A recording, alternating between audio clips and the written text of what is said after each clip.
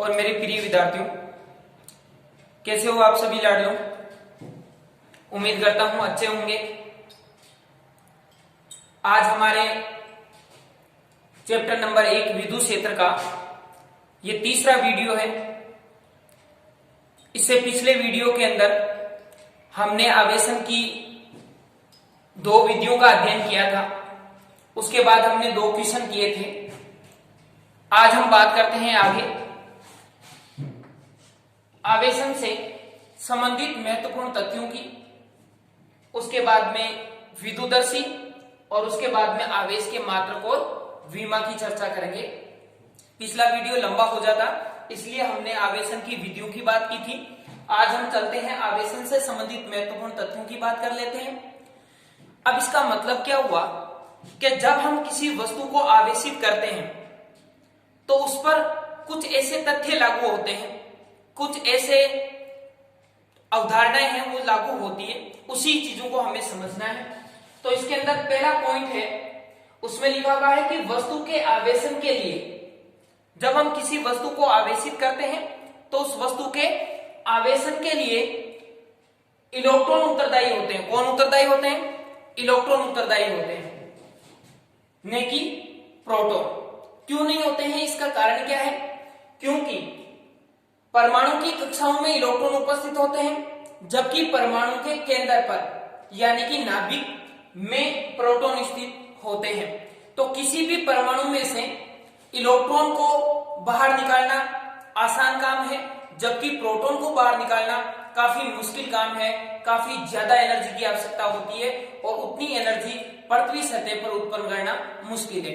इस वजह से किसी भी वस्तु को यदि आवेशित करना है या उसको आवेश बनाना है उसके ऊपर, तो उसके लिए इलेक्ट्रॉन उत्तरदायी होंगे।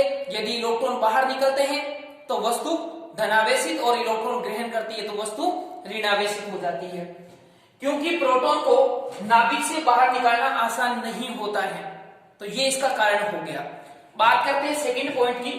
तो सेकंड पॉइंट में ये कह रहा है कि समान द्रव्यमान के 2 समरूप धात्विक गोलों को अपने पास में समान आकार के या समान समरूप धात्विक गोलों को क्रमशः समान परिमाण से धनावेशित और ऋणावेशित किया जाता है।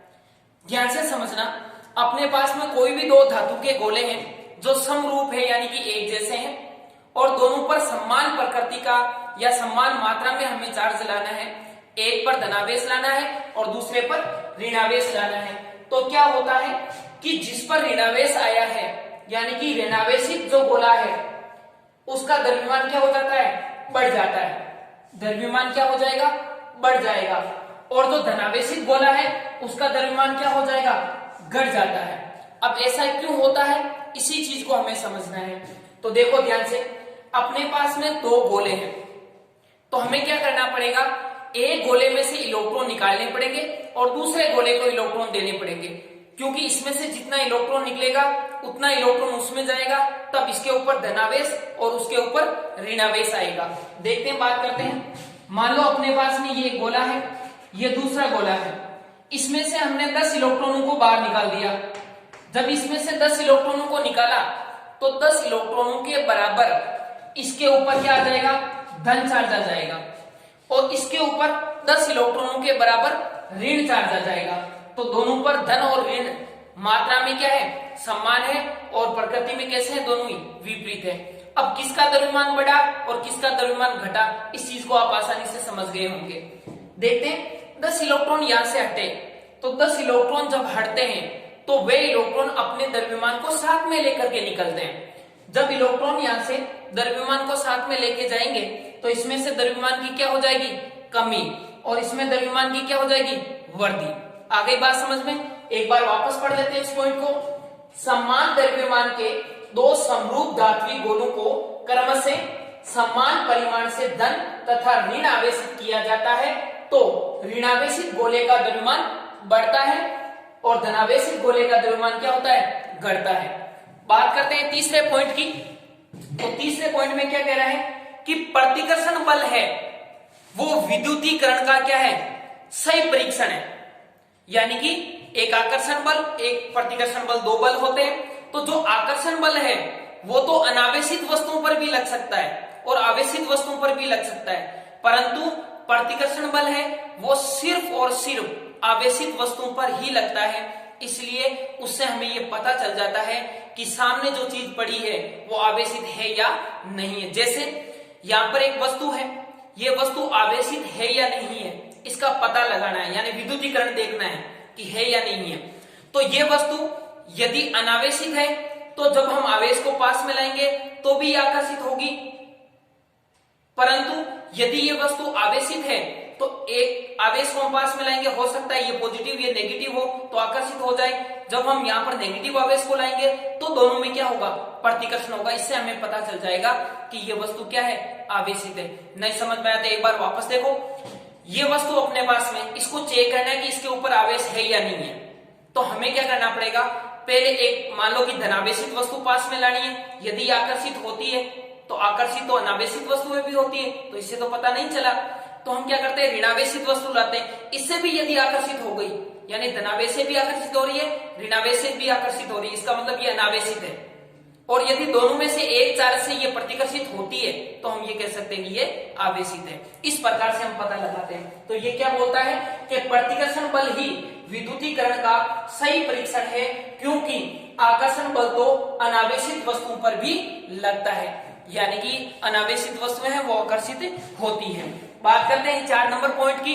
तो 4 नंबर पॉइंट में ये क्या कहता है कि आवेश की उपस्थिति का संसूचन तथा मान, यानी कि आवेश उपस्थित है या नहीं है, आवेश यदि उपस्थित है तो कितना है, इन सारी चीजों का पता लगाने के लिए अपने पास में उपकरण होते हैं।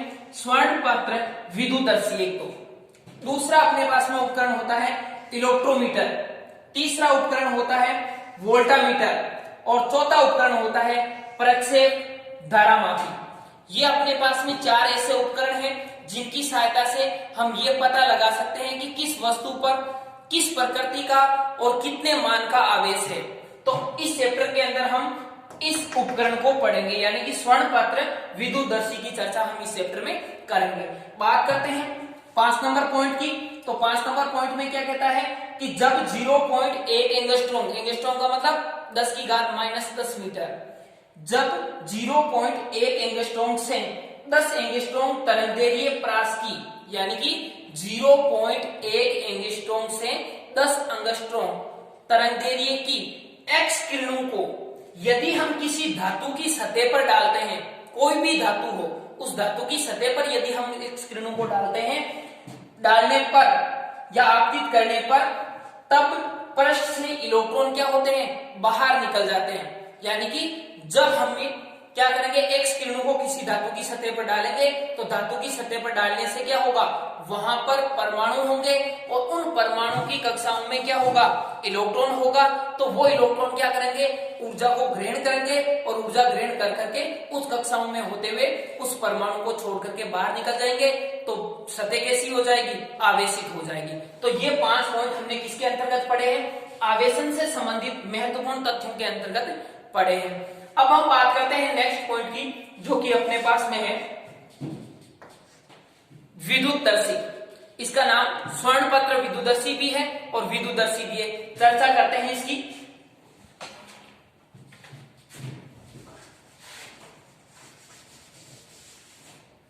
सबसे पहले बात करते हैं कि इसको स्वर्णपत्र विद्युतदर्शी क्यों कहते हैं।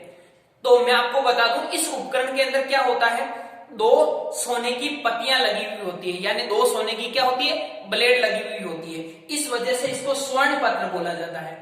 विद्युतदर्शी क्यों बोला जाता है, जैसे हम पढ़ते हैं सूक्ष्मदर्शी, दूरदर्शी, तो वो दूर की वस्तुएं देखने के लिए काम में आती है, यानी दर्शी का मतलब देखना। तो यहाँ पर विद्युतदर्शी का मतलब हो गया कि आवेश का पता लगाना कि आवेश कितना है और किस प्रकृति का है। तो देखते हैं, सबसे पहले इसकी डेफिनेशन की बात करते हैं।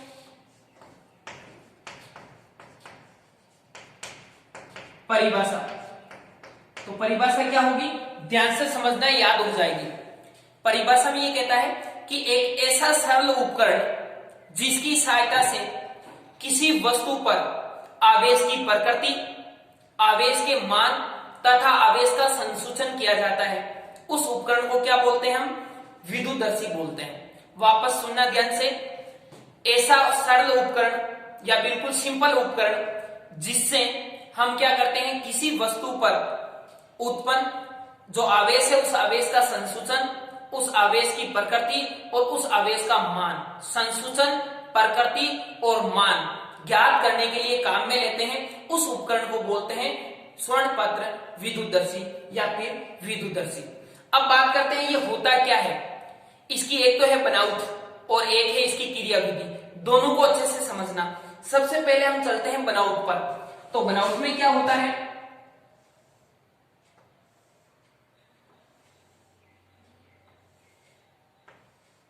इस प्रकार से एक कांच का जार होता है। जार का मतलब क्या होता है, बड़ी कांच की बोतल होती है एक, जिसे हम जार बोल सकते हैं। और इस कांच की बोतल में क्या किया जाता है, एक धात्विक रोड लगी हुई होती है इस प्रकार से। ये धात्विक रोड हो गई, कोई धात्विक छड़ है यहां पर लगी हुई। इस धात्विक छड़ के क्या करते हैं, नीचे वाला जो सिरा होता है, धात्विक छड़ का जो नीचे वाला सिरा होता है, ये अपन बनावट में लिख सकते हैं कि एक कांच का जार होता है जिसके यहां पर क्या लगा हुआ होता है, मुंह पर कॉर्क, जिसे हम क्या बोल सकते हैं, कॉर्क। कॉर्क क्या होता है, डार्ट या फिर उसको ढकने वाला या बंद करने वाला ढक्कन हो सकता है। तो कॉर्क लगा हुआ होता है, कॉर्क के बीच में से एक धात्विक छड़ होती है। इस छड़ के नीचे वाले सिरे पर क्या किया जाता है, दो सोने की ब्लेड लगाई जाती है। दो सोने की इस प्रकार से क्या लगाई जाती है, ब्लेड। और जस्ट इस सोने की ब्लेड के नीचे यहां पर स्केल लगी हुई होती है। यहां पर क्या लगी हुई होती है, स्केल लगी हुई होती है, स्केल। अब यहां पर क्या होता है, ये हो गई अपने पास में स्वर्ण ब्लेड, स्वर्ण पतियां। तो तीन चीजें समझ में आ गई, कॉर्क समझ में आ गया, स्वर्ण पतियां समझ में आ गई, स्केल समझ में आ गई। इसी प्रकार इसको हम बोल सकते हैं धात्विक छड़ या धात्विक रोड। और ये अपने पास में होता है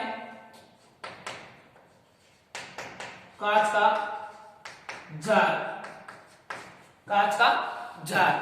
अब क्या होता है कि इस धात्विक छड़ के जो ऊपर वाला सिरा होता है, इस ऊपर वाले सिरे पर एक धातु की डिस्क लगाई जाती है। क्या लगाई जाती है, धातु की डिस्क। धातु की डिस्क का मतलब होता है धातु का कोई गोला लगाया हुआ होता है या कोई चकती लगाई हुई होती है। इस प्रकार के धातु का वहां पर सिस्टम लगाया हुआ होता है, इसे बोलते हैं धात्विक डिस्क, धात्विक डिस्क।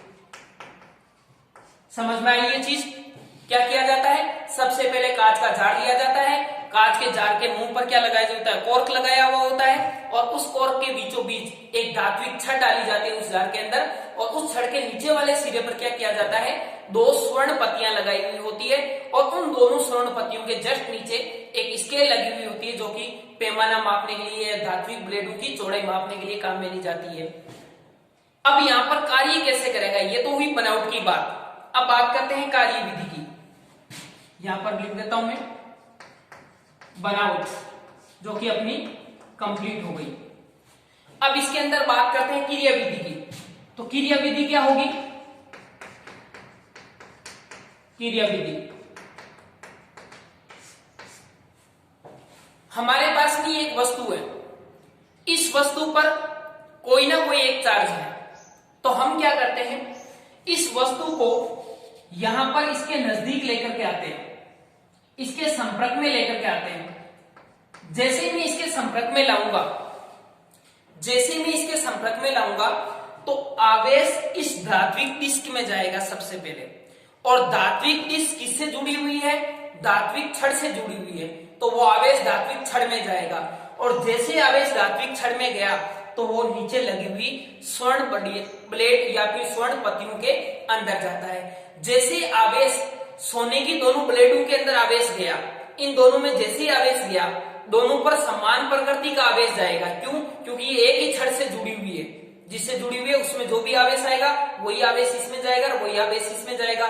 दोनों पर समान प्रकृति का आवेश होने की वजह से दोनों पत्तियों के बीच में क्या होगा, प्रतिकर्षण होगा और दोनों ब्लेडें फेरने का प्रयास करेगी। जैसे ही दोनों ब्लेड फेरने का प्रयास करती है और जहां रुक जाती है वहां पर इस स्केल के माध्यम से इनकी चौड़ाई माप ली जाती है और इस स्केल पर पहले से वहां पर अंकित किया हुआ होता है कि इतनी चौड़ाई आएगी तो इतना चार्ज होगा और इतनी चौड़ाई आएगी तो इतना चार्ज होगा। जैसे अपनी सिंपल स्केल पर होता है ना 1 सेंटीमीटर, 2 सेंटीमीटर, 3 सेंटीमीटर, वैसे ही इस स्केल पर लिखा हुआ होता है।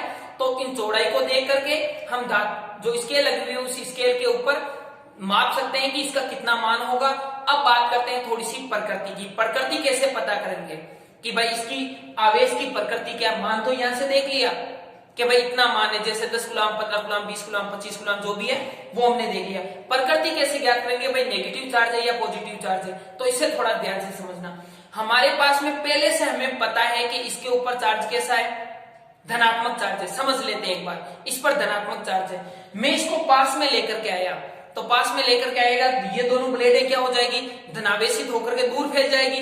अब इन दोनों ब्लेडों पर क्या है, धनावेश है।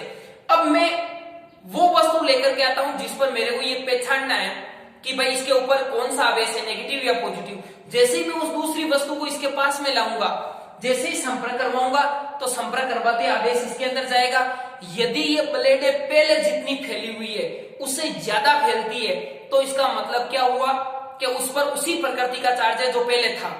और यदि ब्लेड पास में आती है इसका मतलब उसमें उस प्रकार का चार्ज है जो पहले था उससे विपरीत। क्यों, क्योंकि मान लो पहले पॉजिटिव था तो फैली हुई थी, अब यदि इसको और पॉजिटिव मिलेगा तो ये और ज्यादा फैलेगी, और यदि इसे नेगेटिव मिलेगा ना तो उस पॉजिटिव चार्ज को वो नेगेटिव चार्ज क्या कर देगा, कैंसिल कर देगा। तो इन ब्लेडों पर पॉजिटिव चार्ज क्या बचेगा, कम बचेगा। इस वजह से ये थोड़ी सी क्या आएगी, नजदीक आएगी। वापस बात करते हैं एक बार।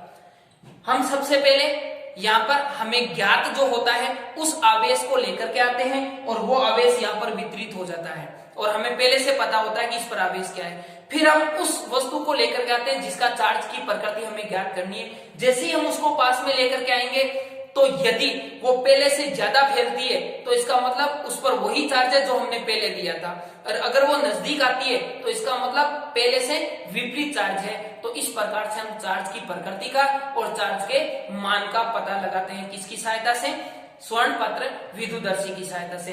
तो ये सारी चीजें किसमें हमें बतानी है, कार्यविधि में बतानी है।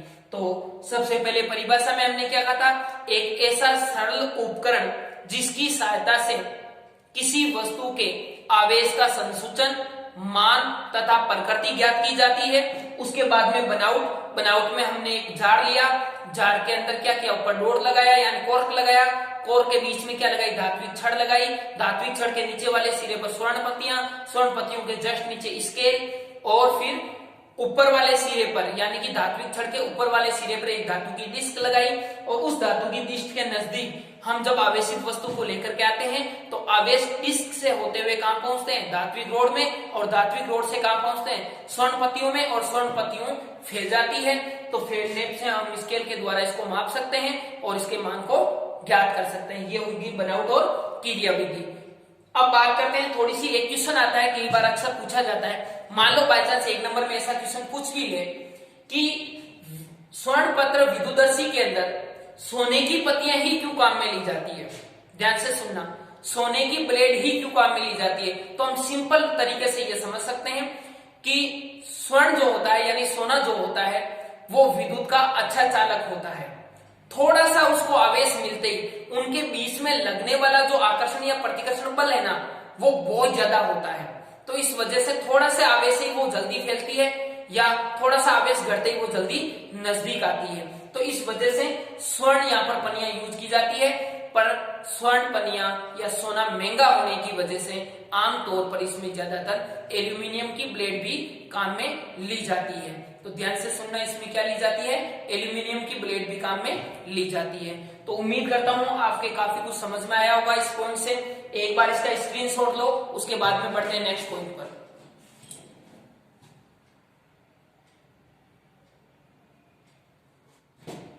तो बढ़ते हैं नेक्स्ट टॉपिक पर, और नेक्स्ट टॉपिक है अपना आवेश के मात्रक एवं विमा। तो देखते हैं आवेश के मात्रक तो आवेश के मात्रक सबसे पहले देखते हैं एसआई पद्धति में। एसआई पद्धति में, तो एसआई पद्धति में जो इसका मात्रक होता है वो होता है कूलाम्ब।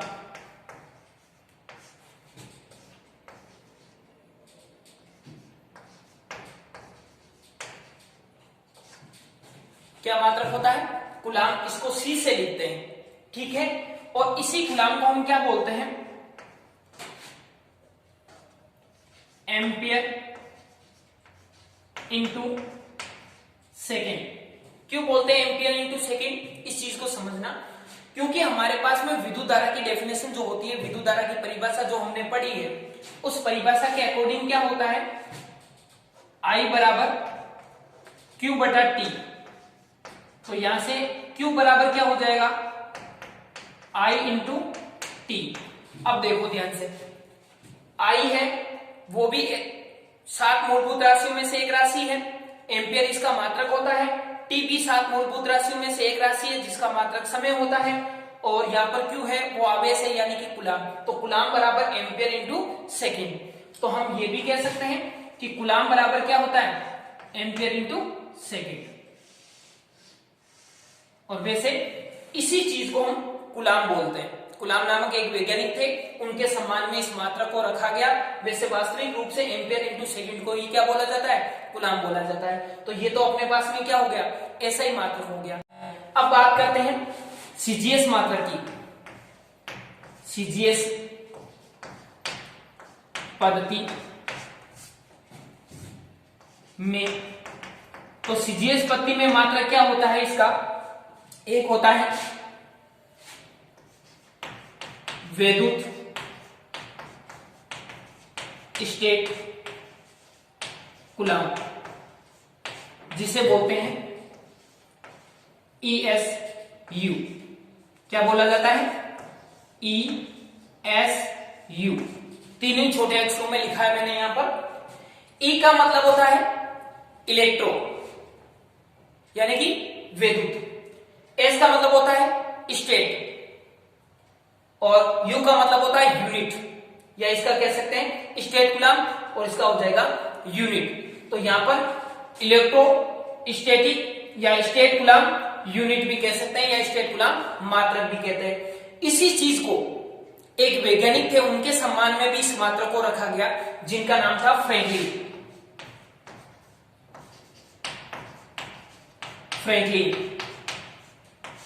जिन्होंने आवेश को 2 प्रकार से बताया था, इसको लिखते हैं FR से, फ्रैंकलिन भी बोल सकते हैं। तो ये जो दोनों मात्रक हैं वो सीजीएस पद्धति में आवेश के मात्रक हैं, और एसआई पद्धति या एमकेएस पद्धति में जो मात्रक है, एसआई पद्धति बोल दो या एमकेएस पद्धति बोल दो, एमकेएस पद्धति, इन दोनों के अंदर जो मात्रक है वो तो है अपने पास में कूलाम्ब, और सीजीएस पद्धति में जो मात्रक है अपने पास में वो है ESU और फ्रैंकलिन। इसका एक मात्रक और है, उसकी भी चर्चा कर लेते हैं। वो है अपने पास में विद्युत चुंबकीय मात्रक, और वो होता है एब कूलाम्ब।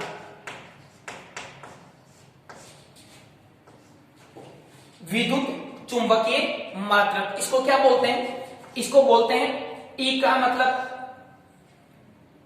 इलेक्ट्रो, चुंबक को क्या बोलते हैं? मैग्नेट, तो EMU। ये तो हो गया ESU, और ये हो जाएगा EMU।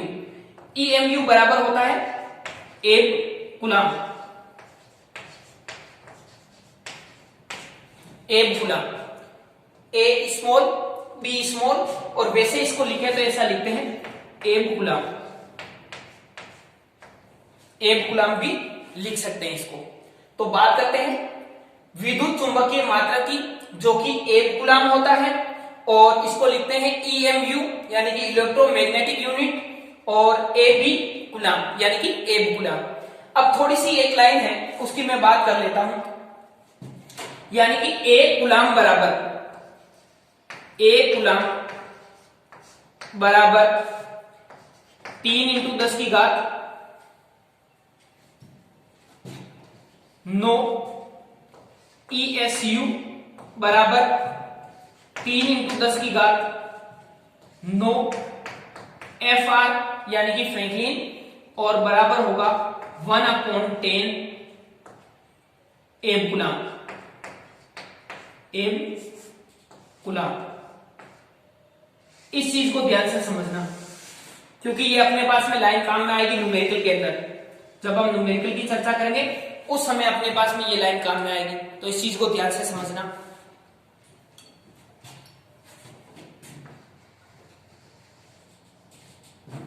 तो देखो अपने पास में 1 कूलाम बराबर क्या होता है, 3 इंटू 10 की घात 9 ESU, यानी 1 कूलाम को हम क्या बोल सकते हैं, 3 इंटू 10 की घात 9 इलेक्ट्रोस्टैटिक यूनिट यानी कि ESU, 3 इंटू 10 की घात 9 फ्रैंकलिन बराबर 1/10 एब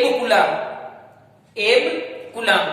अब देखो ये चीजें काम में कहां आती है, ये चीजें काम में आती है अपने पास में जब अब न्यूमेरिकल होता है, उस न्यूमेरिकल के अंदर हमें दे दिया कि 20 फ्रैंकलिन, ये अपने पास में आ गया 20 फ्रैंकलिन। अब 20 फ्रैंकलिन तो हम काम में ले नहीं सकते, क्यों, क्योंकि ये फ्रैंकलिन है वो किसका है, सीजीएस पद्धति का मात्रक है, जबकि हमारे पास में न्यूमेरिकल्स के अंदर या अंकीय किस्मों के अंदर एमकेएस या एसआई पद्धति में मात्रक काम में लिए जाते हैं, तो इसको कन्वर्ट करना होता है।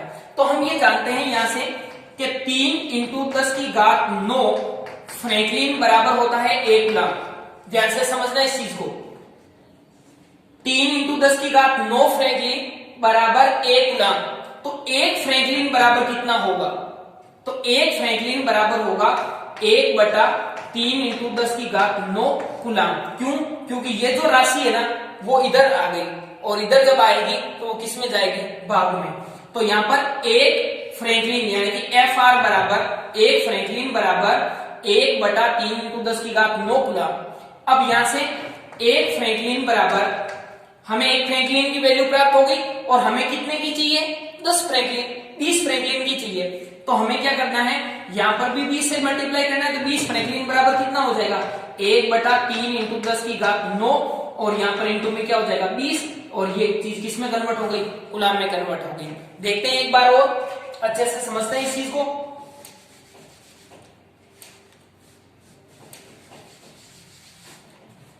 अपने पास मान लो समझने के लिए न्यूमेरिकल के अंदर कहीं पर भी अपने पास में ये आ गया कि 30 ESU, ये अपने पास में आ गया न्यूमेरिकल के अंदर कहीं ना कहीं ये वैल्यू आ गई। तो हमें क्या करना है कि 1 ESU बराबर कितना होता है, इस चीज को पहले निकालना होगा। तो इस चीज को पहले निकालने के लिए क्या करेंगे, हमारे पास में 3 इंटू 10 की घात 9 ESU बराबर होता है 1 कूलाम, ऐसे लिख सकते हैं। फिर यहां से 1 ESU बराबर कितना होगा, 1 ESU बराबर होगा 1/3 इंटू 10⁹ कूलाम। फिर हमें कितने ESU को चेंज करना है, 30 ESU को चेंज करना है। तो 30 ESU बराबर इधर भी हो जाएगा 1/3 इंटू 10⁹ इंटू 30 कूलाम। तो यहां से क्या हो गया, 3 से 3 कैंसिल, ऊपर 10 बचा, तो ऊपर तो 10, नीचे 10 की घात 9 कूलाम। फिर यहां से क्या करना है, ये 10 की घात 9 है ना, वो ऊपर जाएगी किस में हो जाएगी, माइनस में। तो ये हो गई 10 इंटू 10 की घात -9 और यहां पर आ गया कूलाम, और यहां पर कितना बच गया, 10 की घात -8 कूलाम। ये किसके बराबर हुआ, 30 ESU के बराबर हुआ। किसके बराबर हुई ये चीज, 30 ESU के बराबर हुई। तो उम्मीद करता हूं समझ में आया होगा आपके। अब यहां पर मैं छोटी सी बात और करूंगा जिसको आपको और ध्यान से समझना है कि 1 कूलाम की परिभाषा कैसे दे सकते हैं, 1 कूलाम को किस प्रकार से हम परिभाषित कर सकते हैं, इस चीज को समझना थोड़ा सा। इसको मिटा देता हूं मैं।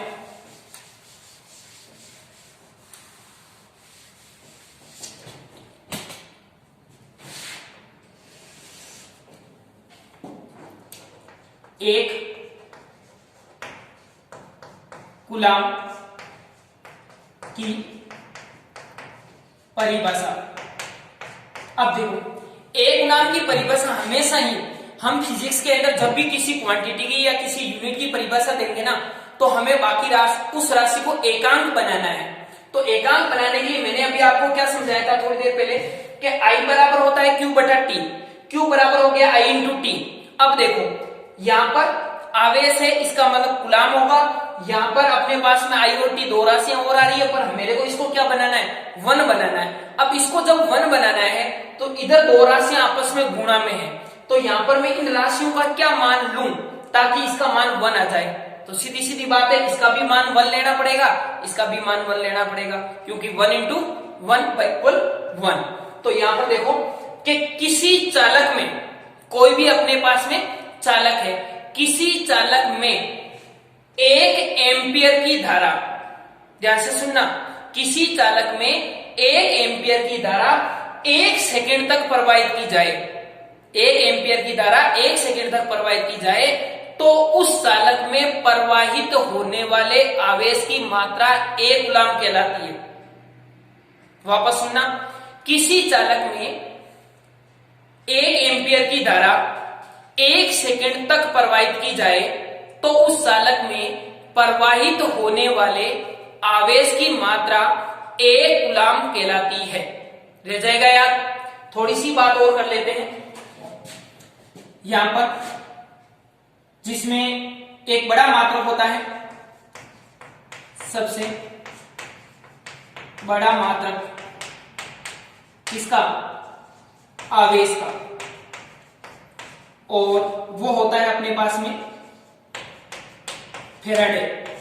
क्या होता है, फेराडे। 1 फेराडे बराबर होता है 96,500 कूलाम। ध्यान से सुनना, 96500 कूलाम। एक चीज अपने पास में और आएगी जब हम चैप्टर नंबर 3 का अध्ययन करेंगे, या आगे भी चैप्टर नंबर 4 में भी पढ़ेंगे, तो वहां पर अपने पास में एक राशि आएगी फेरेड, या ऐसे भी बोल सकते हैं फेरेड। ये जो फेरेड है ना, वो धारिता का मात्रक है, और यहां पर जो नाम आया ना, वो फेराडे नाम आया है। तो इन दोनों में कंफ्यूजन नहीं होना चाहिए किसी प्रकार का। फेराडे आवेश का मात्रक जिसकी वैल्यू होती है 96,500 कूलाम, और फेरेड ये है विद्युत धारिता का मात्रक। तो ये हो गई अपने पास में यहां पर इसकी बात कंप्लीट। अब हम थोड़ा सा और आगे बढ़ते हैं, तो देखते हैं कि 1 डेसी कूलाम बराबर होता है 10⁻⁻1 कूलाम। ध्यान से सुन लेना इस चीज को। 1 सेंटी कूलाम बराबर होता है 10⁻²2 कूलाम, यानी सेंटी का मतलब ही क्या हो गया, -2। फिर आएगा 1 मिली कूलाम, मिली कूलाम बराबर 10⁻³ कूलाम। फिर अपने पास में आएगा 1 माइक्रो कूलाम, माइक्रो कूलाम, इसका मतलब होता है 10⁻6 कूलाम। तो इस प्रकार से अपने पास में छोटे मात्रक भी होते हैं। 1 nano coulomb, nano coulomb, nano का मतलब 10⁻⁹ कूलाम। ऐसे ही अपने पास में होंगे 1 किलो कूलाम, किलो का मतलब क्या होता है 10⁻+3। ऐसे ही अपने पास में होगा 1 माइक्रो कूलाम। ध्यान रखना, मिली जो है ना, मिली में स्मॉल m लिखा जाता है, मिली को स्मॉल m, और जो अपने पास में मेगा होगा उसको कैपिटल M लिखा जाता है, और माइक्रो है उसको म्यू लिखा जाता है। तो उम्मीद करता हूं आप लोगों के काफी समझ में आया होगा। एक बार इसका स्क्रीनशॉट ले लो, फिर बात करते हैं आगे की। तो दोस्तों, कैसा लगा आपको वीडियो, कमेंट करके जरूर बताया करो। और कुछ स्टूडेंटों के कमेंट है वो मैं यहां पर बोल करके बता रहा हूं। 1-2 स्टूडेंट के ऐसे कमेंट आए कि सर थोड़ा विस्तार से और लंबा कर करके बताओ। तो उस समय क्या होता है कि क्लास अलग चीज होती है, क्लास में पढ़ाना अलग चीज होती है, और यूट्यूब पर पढ़ाना अलग चीज होती है, क्योंकि यहाँ पर वीडियो बहुत ज्यादा लंबा हो जाता है।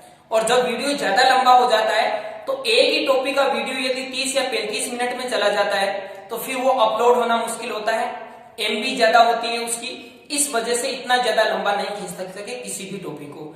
यदि आपके कोई चीज नहीं समझ में आ रही है तो उस वीडियो को रिवाइज करो, पीछे ले जाओ और फिर से उसको वापस देखने का प्रयास करो, उससे काफी हद तक चीजें आपके समझ में आ जाएगी।